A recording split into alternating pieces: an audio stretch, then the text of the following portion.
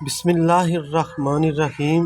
صحیح مسلم کی ایک حدیث ہے جس کا مفہوم کچھ یوں ہے کہ حضرت عبداللہ بن مسعود رضی اللہ عنہ کہتے ہیں کہ شیطان آدمی کے بیس میں کام کرتا ہے۔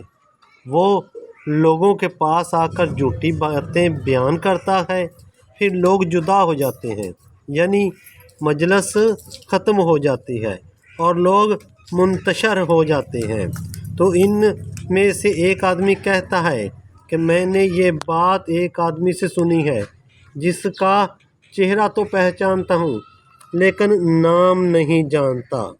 اس حدیث میں مسلمانوں کو اس بات سے روکا گیا ہے کہ کوئی بات بغیر تحقیق کے نہ کہی جائے۔ ہو سکتا ہے کہ جس نے وہ بات کہی ہو وہ جھوٹا اور شیطان ہو۔ اگر جماعت میں بغیر تحقیق کے باتیں بیان کرنے کا رواج پڑ جائے تو اس سے بہت سے تباہ کن نقصانات ہو سکتے ہیں، لہذا خبر دینے والے کے بارے میں تحقیق کرو کہ وہ آدمی کیسا ہے۔ اگر ثابت ہو جائے کہ وہ جھوٹا ہے تو اس کی بات رد کر دو۔